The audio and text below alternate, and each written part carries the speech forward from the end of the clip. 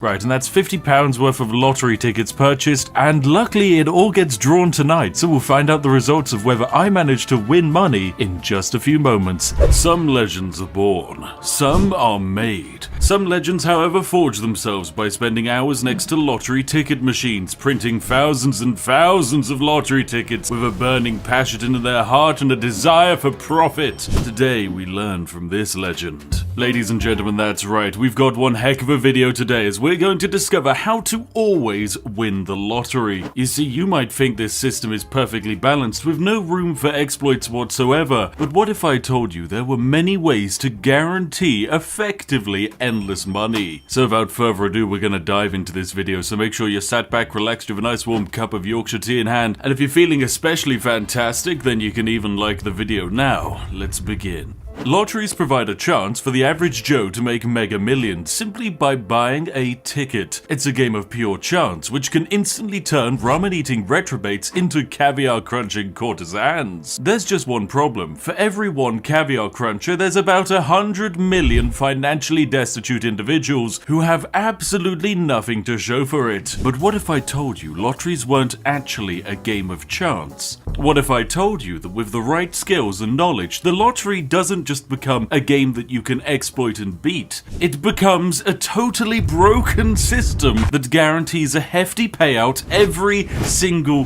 time. Dozens of people over the years have found loopholes to cheese their way to fortunes large and small, and today we're here not to only just celebrate them, but to learn from them, and of course, to make sure we avoid their mistakes. You see, that's the Spiffing Brit guarantee. We can exploit anything and everything. So let's begin with a humble tale. Meet Jerry and Marge, owners of a corner shop store in the tiny town of Everett, Michigan. Like most tiny shops in America, these guys sold lottery tickets. In fact, whilst they could also sell beer and cigarettes and all of that other good stuff, it was the lottery machine that was their real profit maker, as it was interestingly the only place to buy lottery tickets in the entirety of the town. But suddenly, when a new kind of lottery became available in town, Jerry saw an opportunity to make even more money. Enter Unveil, a very simple $1 lottery ran by the Michigan Lottery. Here's how it worked. You picked 6 numbers, 1 through 49, and then the Michigan Lottery drew 6 numbers at the end of the week. If you got 6 complete correct guesses, then congratulations, you won the jackpot, guaranteed to be at least $2 million.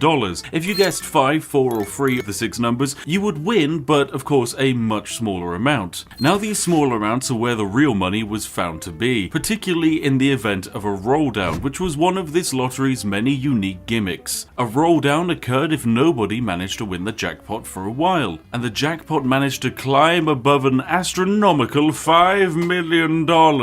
And as long as there was no 6-number winner, remembering the odds of this were incredibly slim, then the entire jackpot amount flowed down to the lesser tiers of winners. So suddenly the $5 prize for matching 3 numbers correctly became $50, the prize for matching 4 numbers correctly became $1,000 instead of $100, and the prize for matching 5 numbers jumped up from $2,500 to $25,000. Now here's where the lottery devs evidently could have done a little bit more QA testing, because despite the fact that the prize money in the total pool had effectively jumped up 10 times, the bar to enter was still only $1. And crucially, the odds of matching the numbers has remained exactly the same. You're still picking 6 numbers from 1 to 49. And remember, just buying one ticket essentially enters you into all of these different odds at once. There's the chance of getting 3 numbers correct, of getting 4 numbers correct, of getting 5 numbers correct. Sure, of course, most tickets would have no matching numbers, but if you had enough tickets, then enough of them would have 3 matching numbers, or 4 matching numbers, or even 5 matching numbers to massively offset the amount that you've spent on getting each individual ticket. From a simplified perspective, it basically meant that each $1 ticket would, provided you bought enough of them, on average return $1.20. Now, a 20-cent return doesn't sound like a lot, but what if you were to buy a lot of tickets? And at this point it is just a law of averages, meaning you are almost guaranteed a 20% gain on your investment almost immediately. But you know what, ladies and gentlemen, all these talks of odds and winning the lottery have got me thinking, what are my odds of actually winning the national lottery in my country? Well, in fact, we might even be able to win the Euro Millions, which is a lottery for the entirety of Europe. Now, of course, this must be an absolute walk in the park, ladies and gentlemen. I mean, it's on TV all the time, so the odds must be easy. Ah, right. So we have a 1 in 139 million odds of winning the jackpot, which by that point I probably have better odds running for Prime Minister and actually getting it than I do of winning the lottery. But then again, I am a smug British bastard and I'm incredibly lucky. So let's enter with my lucky numbers of 6, 9, 4, and then 20. That's right, it's 69, 4, 20. And then final lucky star numbers of 6, 9. It's the perfect lottery pick. Oh god, I'm gonna win nothing. Anyway, my intention is to buy exactly £25 worth of Euro Million lottery tickets with just randomly generated numbers, because let's be real, your own personal numbers have just as much a chance of winning as random lucky numbers. I do also love how horrifically predatory this entire website is. Like, legitimately, it's a nightmare land. Like, everything is advertised as a dream coming true, and that's right, all of your happiness can be fulfilled if you only give us £25 so that you have a 1 in 131 million odds of actually having those dreams come true. But there we go, that's £25 worth of Euro Million tickets actually purchased. Next up, we have to get something with slightly better odds. Say hello to the Thunderball game. Now, this only has a 1 in 8 million odds of actually giving us 500,000, which is actually much better. We even have a 1 in 600,000 chance of getting 5 grand. Of course, that's not going to happen at all, but hey, we're gonna do it anyway because the tickets are also cheaper. But still, they are completely negligent. The statistical probability of us being able to even cover the £50 that I've had to spend here is pretty much 1 in a million in itself, but nonetheless, I'm a British bugger, and if I know anything about being British, it's that we're naturally more lucky than everyone else. And that means that even though I don't believe in luck, I do believe in my own stupidity. Right, and that's £50 worth of lottery tickets purchased, and luckily it all gets drawn tonight, so we'll find out the results of whether I manage to win money in just a few moments. It's time to get back to breaking the lottery. Now, the first time Jerry played, after he noticed this, he bought 2,200 tickets, which of course cost him $2,200. He had a good handful of 3 and 4 matching numbers, but of course no 5 matching numbers, and his winnings added up to $2,150. So that's a $50 loss. Oh no, Jerry, what an absolute disaster. But Jerry was undeterred, because he of course understood average odds and expected returns. For example, it's time to get a little bit mathsy. If you roll a dice 6 times, you're probably going to get a weird mess of numbers, despite it technically being a 1 in 6 chance for each one. You might get a couple 2s, heck, you might roll 3 6 times. That's not an even spread. But if you roll that dice 6,000 times, then you're probably going to get a much more even spread. Roll it 60,000 times and the results will be remarkably close to the statistical 1 in 6 probability of each. This applied to Jerry's model too. His mathematical prediction in his first attempt wasn't wrong, he was simply thinking too small. The more he played and the more tickets he owned, the more certain his odds would become. So the next time he played, he spent $3,400 on tickets, and this time Jerry won $6,300. Well done, Jerry, that's an 80% gain. That's very nice. The next time this came around, he bought $8,000 worth of tickets and won $15,700. That's almost a doubling in returns. That's an even better job, Jerry. Now we're actually getting somewhere. So things are going swell for Marge and Jerry. The only thing that could knock them off their winning streak was if someone managed to win that 6-figure jackpot, cancelling out the roll-down winnings. Whilst it was definitely not exactly likely to happen, it could. And in situations where it would, you'd pretty much lose almost all of your original investment. And oh no, it looks like this did actually happen to them once. And it was when Jerry even convinced his kids to go all in. Ah, bad job, Jerry. I don't think they're going to be coming over for Thanksgiving. But eventually, to command even greater volumes of money in organising his playing, Jerry actually founded a company called GS Investment Strategies LLC. Now that's a bloody mouthful, so I think for simplicity's sake we're going to call it Jerryco. Now Jerry sold shares in his own company at $500 a piece so that he could generate money to buy tickets, and he ran his lottery winning strategy like a business. Remember, Jerry technically here, even though he set up a company, was doing nothing illegal. There's nothing criminal about buying lots and lots of lottery tickets. With each new roll down occurring, Jerryco made $40,000 in profit, then it made $80,000 in profit, then suddenly it was making $120,000 in profit. With money now flowing up and down the town, Jerry thought he and his investors of Jerryco would now be set for life. Unfortunately for him, the Michigan lottery would shut the game down in May 2005 2005, citing low ticket sales, which probably meant that they were not making anywhere near as much money as they wanted. And heck, it was probably Jerry stealing a huge amount of cash from them as well. So despite making vast fortunes in just a matter of months, it looked like he'd sadly have to return to selling beer and cigarettes again forever. Until he received a tip from out of state, and his lottery playing life would go into a whole new direction.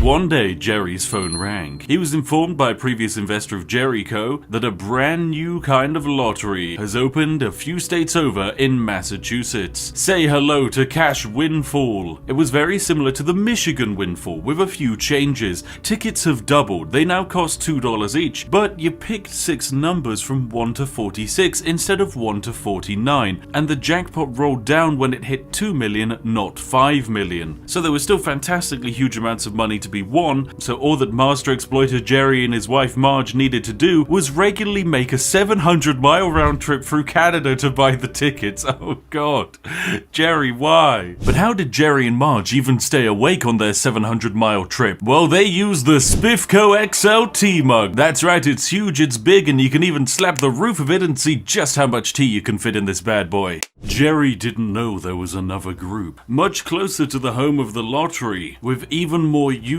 more energy, and more pep than the 67-year-old convenience store owners. You see, at MIT, where some of the greatest minds mingled, a student named James Harvey had also worked out that buying a $2 lottery ticket would essentially net you $2.40 if you played it enough times. So he and a group of friends convinced 50 people to cough up $20 each for a total of $1,000, and they all bought a huge amount of tickets. On their first game, they won $3,000, making a tidy $2,000 profit. With this success, James partnered with electrical engineering student Yurang Liu to help amass even more players, some of whom, of course, at MIT were fantastically well funded. Nepotism. In the end, they set up a company. James created Random Strategies LLC, and these bad boys were buying $600,000 worth of tickets every single roll down. Not only did they have far more resources than Jerry and Marge, they also had more time. Over at Jerry Co., they got themselves a computer to pick numbers at random for him. The MIT students, however, picked them by hand. This was a way to ensure that there were absolutely no duplications in the hundreds of thousands of tickets they were purchasing. This naturally increased their profit margins even further. This took them weeks to do, but if there's one thing we know about students, it's that there's nothing they won't do for something that's free, especially if it's literally free money. Interestingly, this wasn't the only university-based shenanigans going on. Elsewhere, a medical researcher called David Zhang over at Boston University noticed the same exploit, and immediately he founded the Dr. Zhang Lottery Club Limited Partnership. Now this bad boy was buying between 300,000 and 500,000 tickets in every roll down too. But still, Jerry and Marge were making their 12-hour trip every roll down to buy increasingly larger quantities of tickets. Their biggest wager was buying 360,000 tickets, netting them almost $1 million of winnings. At a cost of $720,000, a cool $250,000 of profit is certainly impressive. But then, a new exploit was found. The entire premise of this lottery exploit hinges on the fact that the lottery climbs to over 2 million so that a roll down can occur. This boosts the value of the prizes at all of the lower tiers, which is what we're actually aiming to win. But impatient and money-hungry MIT students thought, well, why wait? Why hope for a roll down to happen when I can create one myself? So days before the next draw, when the jackpot sat at 1.6 million, they bought an astonishing 700,000 lottery tickets over 3 days, spending a total of $1.4 million. The roll down was triggered by them buying so many tickets in such a short space of time, but as it was too close to the draw of the lottery to let all the players know, neither Jerry Co or David Zhang had any idea that a roll down was happening, and so they didn't buy any tickets, meaning the MIT team alone was able to take $2.1 million home, a whopping $700,000 in pure profit.